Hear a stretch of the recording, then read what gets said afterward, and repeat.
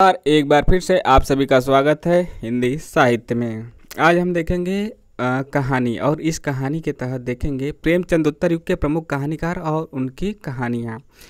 इसके अलावा क्या है कि यह कहानी का क्रम चल रहा है दृष्टि की बुक से, आप इसको ज़रूर देखें, इम्पॉर्टेंट है। चैनल को सब्सक्राइब भी ज़रूर कीजिए। राहुल सांकृत्यायन की बात की जाए तो इनका जो कहानी है सतमी के बच्चे 1935 का, बोलगा से गंगा तक नहीं लगाए, बोलगा से गंगा 1944। इसके बाद इलाचंद जोशी का है। इलाचंद जोशी की जो प्रमुख रचनाएं हैं उसका नाम है धूप रेखा 1938 का, दिवाली और होली 1942, रोमांटिक छाया 1943। और ज़्यादातर यह जो हम पढ़ रहे हैं इसमें जो दिया गया है यह क्रम से ही दिया गया है। 99.99% चीज़ें क्रम से दी गई हैं। हो सकता है कभी कभी एक आध चीज़ जो प्रकाशन वर्ष के अनुसार आगे पीछे दिया हो। तो रोमांटिक छाया 1943, आहुति 1945, खंडहर की आत्माएं 1948, डायरी के नीरस पृष्ठ 1951, कटीले फूल लजीले कांटे, क्या बात है, 1957। इसके बाद आ जाते हैं भगवती चरण वर्मा, दो वाक्य 1936 का, इंस्टॉलमेंट 1936 का, मुगलों ने सल्तनत बख्श दी। इसके बाद मोर्चाबंदी है। यशपाल का देखते हैं, यशपाल का पिंजरे की उड़ान 1939 का, ज्ञानदान 1943, अभिशप्त 1943, तर्क का तूफान 1944, भस्मा वृत चिंगारी 1946, ओ दुनिया 1948, फूलों का कुर्ता 1949, धर्मयुद्ध 1950, उत्तराधिकारी 1951 का, चित्र का शीर्षक भी 1951 का, तुमने क्यों कहा था मैं सुंदर 1954 का, उत्तमी का माँ 1955, सच बोलने की भूल 1962 का, खच्चर और आदमी 1965 का, भूख के 3 दिन 1968 का। इसके बाद आ जाते हैं जैनेन्द्र कुमार की रचनाएं देखते हैं। जो भी लेखक नेट के सिलेबस में लगे हैं या फिर अन्य जो प्रमुख एग्ज़ाम है TGT, PGT, LT, UP higher assistant professor वाला, तो जो भी लेखक लगे हैं तो उनका ज़रूर आप अच्छे से देखिएगा। जैसे राहुल, इलाचंद जोशी, भगवती चरण वर्मा, यशपाल। हालांकि भगवती चरण वर्मा नहीं है नेट के सिलेबस में, इलाचंद जोशी भी नहीं है, लेकिन राहुल हैं, यशपाल हैं, जैनेन्द्र हैं, अज्ञे हैं, उपेंद्रनाथ अस्क हैं, विष्णु प्रभाकर हैं, अमृताल नागर हैं। इसके अलावा और कौन है? बस इतने लोग हैं महत्वपूर्ण लोगों में। इतने कम है क्या? नहीं, कम नहीं है। तो जैनेन्द्र का देखते हैं, जैनेन्द्र जी का फांसी 1929 का, वातायन 1930 का, नीलम देश की राजकन्या 1933 का, एक रात 1934 का, दो चिड़िया 1935 का, पाजीब 1942, ध्रुव यात्रा 1944, जय संधि 1949, जय संधि 1949। अब देखते हैं अज्ञे का। अज्ञे का क्या है? विपथगा 1937, परंपरा 1940, कोठरी की बात 45, कोठरी की बात 1945, अमर वल्लरी 1945, शरणार्थी 1948, जयदोल 1951 और ये तेरे प्रतिरूप 1961 का है। उपेंद्रनाथ अस्क का देखते हैं। इसके बाद उपेंद्रनाथ अस्क नेट के सिलेबस में लगे हुए हैं, आगे भी हैं। पिंजड़ा 1944 का, अंकुर 1945 का, निशानियाँ 1947 का, दो धारा 1949 का, छीटे 1949 का, काले साहब 1950 का, जुदाई की शाम का गीत 1950, बैगन का पौधा 1954 का है, कहानी लेखिका और झेलम के 7 फूल 1957 का, पलंग 1961, आकाशचारी, ब्रह्मचारी तो होता है और आकाशचारी भी होता है, आकाश में चढ़ने वाला, चरण करने वाला, घूमने वाला, आकाशचारी 1966, उबाल और अन्य कहानियाँ 1963 का है। विष्णु प्रभाकर आवारा मसीहा वाले, तो विष्णु प्रभाकर का है थोड़ा सा ज़्यादा है, 16 प्रमुख कहानियाँ यहाँ पे है। आदि और अंत 1945, रहमान का बेटा 1947, जिंदगी के थपेड़े 1952, सांचे और कला 1962, धरती अब घूम रही है 1970, पुल टूटने से पहले 1977, मेरा वतन 1980, खिलौने 1981, एक और कुंती, एक और द्रोणाचार्य आपने सुना है ना, एक और द्रोणाचार्य, तो इसका भी सुन लीजिए, शंकर शेष वाला जो था। एक और कुंती किसका है? एक और द्रोणाचार्य तो नाटक था, और ये क्या है? एक और कुंती 1985 का कहानी है। जिंदगी एक रिहर्सल 1986 का है। 1986। आसमान के नीचे 1989। कर्फ्यू और आदमी 1994। आखिर क्यों 1998, जैसे सवाल पूछा जा रहा है आखिर क्यों 1998। मैं नारी हूँ 2001। जीवन का एक और नाम 2002 का है। ईश्वर का चेहरा 2003 का है। आगे बढ़ते हैं। अमृतलाल नागर। अमृतलाल नागर अमृतलाल नागर का देखते हैं। अमृतलाल नागर का देखते हैं मानस का हंस वाले। एक दिन हजार अफसाने 1986 का। अमृत राय का देखते हैं। जीवन के पहलू 1947। तिरंगा कफन 1948 और इतिहास। रंगे राघव का साम्राज्य का वैभव 1947। समुद्र का फेन 1947। देवदासी आपका 1947 का है। जीवन के दाने 1949। अधूरी मूरत 1949 का। अंगारे न बुझे 1951 का। इंसान पैदा हुआ 1951 का है। द्विजेंद्र नाथ मिश्र निर्गुण का है। टीला, कच्चा धागा और छोटा डॉक्टर। भगवती प्रसाद वाजपेयी का मधु पर्क 1929 का। दीप मालिका 1930 का। पुष्पकारणी 1936 का। हिल्लोर 1938 का। चंद्र किरण सौनरेखा आगे कहाँ बढ़ गए। ज्वार भाटा इसके बाद, हिलोर के बाद ज्वार भाटा 1940 का है। कला की दृष्टि 1942 है। उपहार 1942 है। अंगारे 1944 है। इसके अलावा उतार चढ़ाव 1950। खाली बोतल 1940। मेरे सपने 1940 है। अब आगे बढ़िए। चंद्र किरण सौनरेखा का आदमखोर 1945 का है। आदमखोर। तो यहाँ पे यह चीज़ें रहीं। बाकी दो चार बातें इन लोगों के बारे में जान लेते हैं। किन लोगों के बारे में? यही जो हमारे प्रमुख लेखक जो हैं कहानी के, जो अभी हमने पढ़े उनके बारे में। ठीक है, उनके बारे में यह तथ्य देखना जरूरी हो जाता है, क्योंकि तथ्य से ही आपके कंसेप्ट क्लियर होते हैं। तो प्रेमचंद उत्तर युग में हम देखते हैं, जल्दी जल्दी देख लेते हैं। छोटे छोटे चीज़ ही दी गई है। राहुल सांकृत्यायन के बारे में है। 7वीं के बच्चे में राहुल जी ने एक ऐसी महिला की दयनीय आर्थिक स्थिति का चित्रण किया है जो अपने बच्चों के लिए भरपेट भोजन एवं दवा का भी प्रबंध नहीं कर पाती है और उसके 4 बच्चे असमय ही मृत्यु के शिकार हो जाते हैं। तो किसमें? 7वीं के बच्चे। इलाचंद जोशी के बारे में क्या है? इलाचंद जोशी हिंदी में मनोवैज्ञानिक कहानियों के लिए प्रवर्तक माने जाते हैं। इन्होंने जीवन के उपेक्षित, कुंठित, मनोग्रंथि, पीड़ित और परिस्थितियों के चंगुल में फंसे विवश और असहाय पात्रों को लेकर उनके चरित्र का मनोवैज्ञानिक विश्लेषण किया है। इलाचंद जोशी के बारे में राजेंद्र यादव क्या कहते हैं कहानी स्वरूप और संवेदना में? इलाचंद जोशी जैनेन्द्र और अज्ञे की अपेक्षा इलाचंद जोशी जैनेन्द्र और अज्ञे की अपेक्षा जीवन की फांक को समस्त फैलाव की दिशा में नहीं, ऊपर से नीचे की ओर लंबवत तराशा है। वह भीतर से भीतर की ओर उतरे हैं और चेतन, अवचेतन और उपचेतन के अनेक अप्रीतिकर स्तरों का उद्घाटन किया है। अब बात आती है यशपाल जी के बारे में क्या है? यशपाल जी ने लगभग 200 कहानियाँ लिखी हैं। पिंजड़े की उड़ान कारावास में रचित कहानियों का संकलन है। पिंजड़े की उड़ान, पिंजड़ा मतलब कि जेल नाम से भी लग रहा होगा, तो उसी से जुड़ा नाम भी दिए हैं। कारावास इनका 1934 से 38 के बीच हुआ था। यशपाल ने मार्क्सवादी दृष्टि से एक के बाद एक सशक्त कहानियाँ लिखी। ये कौन से हैं? कौन से वाद के? मार्क्सवाद के। इन्होंने समाज के परंपरागत मूल्यों और रूढ़ियों के विरुद्ध व्यंग और मुक्ति के हथियारों से तीखे प्रहार किए हैं। यह भी कथन किसका है? यह कथन पूरा का पूरा कथन किसका है? राजेंद्र यादव का।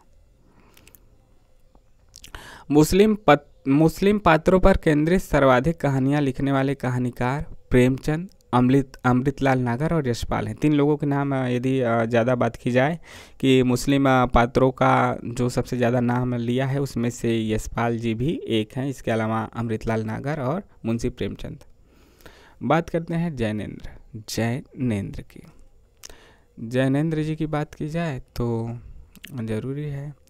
व्यक्ति को महत्व देने वाले जैनेन्द्र पर फ्रायड के साथ साथ गांधी का दोनों का प्रभाव है। गांधीवादी और फ्रायडवादी। भारतीय दर्शन का प्रभाव साफ नजर आता है। उन्होंने अपनी कहानियों में मानव मूल्य की सूक्ष्म परतों का उद्घाटन किया है। इन्होंने पहली बार हिंदी कहानी में कथा वस्तु को अंतर्मुखी तथा विश्लेषणात्मक बनाया। शिल्प के स्तर पर घटनाओं और चरित्रों की संख्या कम करते हुए विश्लेषण तथा प्रतीकात्मक भाषा को केंद्रीय महत्व प्रदान किया। जैनेन्द्र के बारे में लक्ष्मी नारायण लाल क्या लिखते हैं? जैनेन्द्र मानव जीवन दर्शन के सबसे बड़े कहानीकार हैं।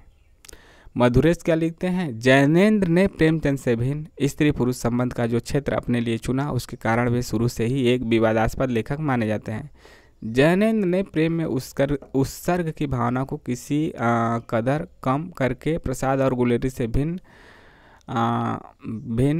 कहानी को सामान्य जीवन के निकट लाने की कोशिश की है। जैनेन्द्र ने फोटोग्राफी को अपनी पहली कहानी माना है, जबकि उनकी पहली कहानी खेल को माना जाता है। खेल को माना जाता है, इसका क्या मतलब है?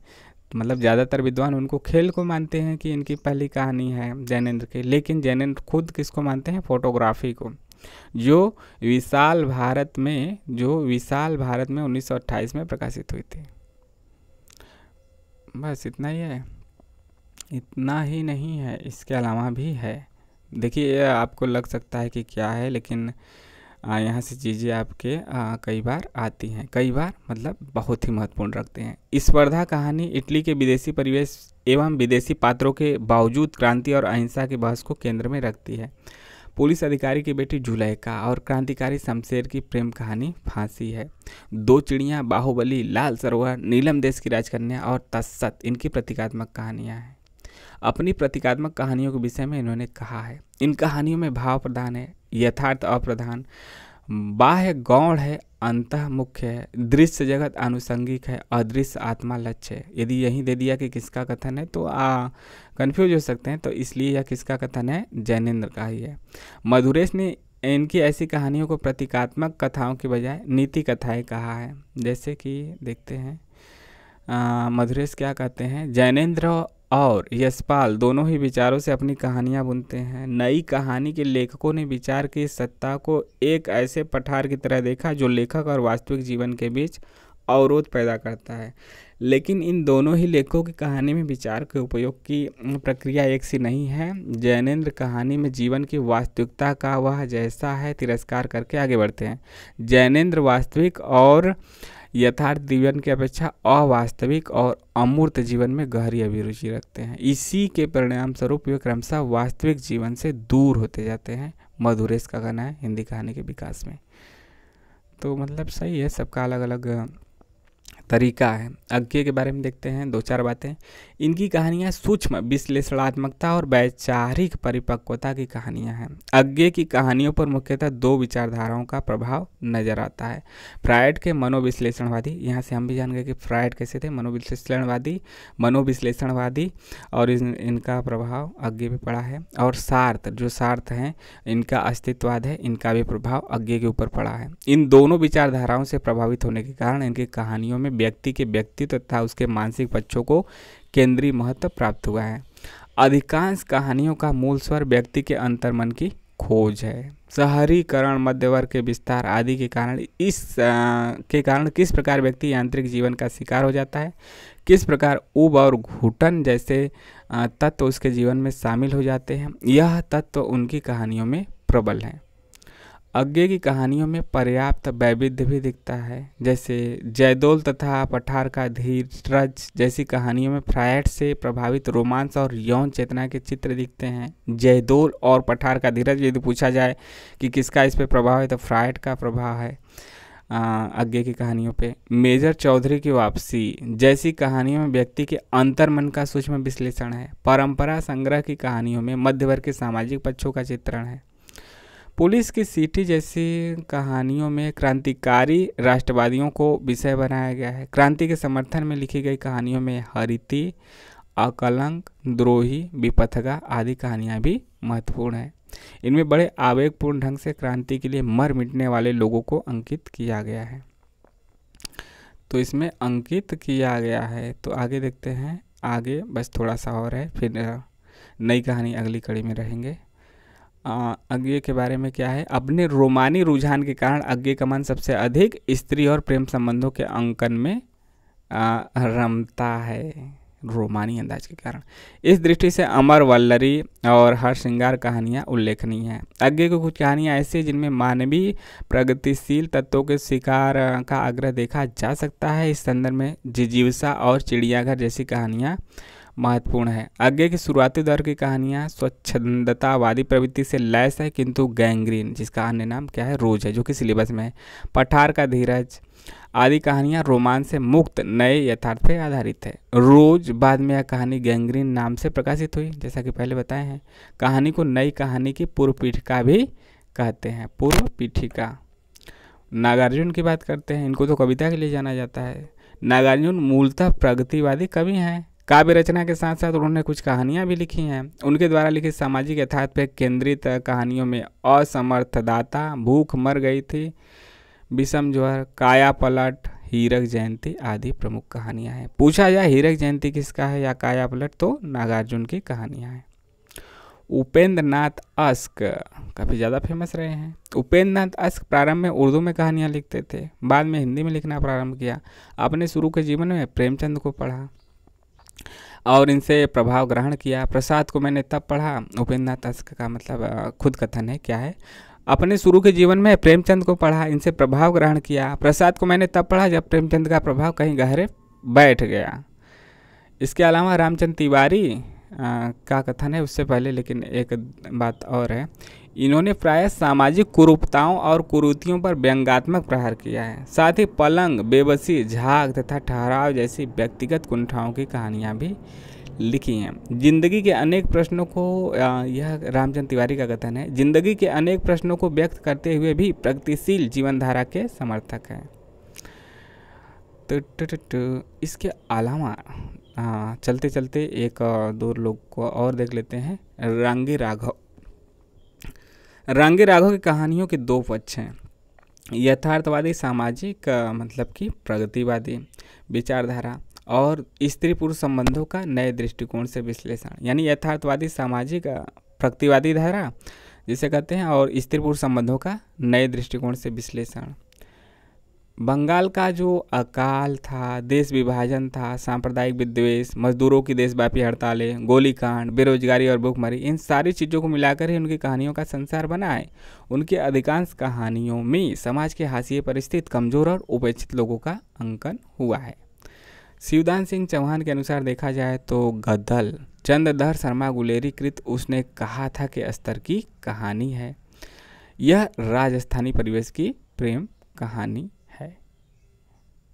तो यह रांगी राघव का जो गदल है, गुलेरी की उसने कहा था, जो कि नेट के सिलेबस में है, उसके स्तर की मानी जाती है और राजस्थानी परिवेश का है। तो यहाँ पे समाप्त हुआ, लेकिन थोड़ा सा नई कहानी और परिवर्ती कहानी आंदोलन अगले कड़ी में देखेंगे, लेकिन उसके 2-4 लाइन यहाँ पे देख लेते हैं।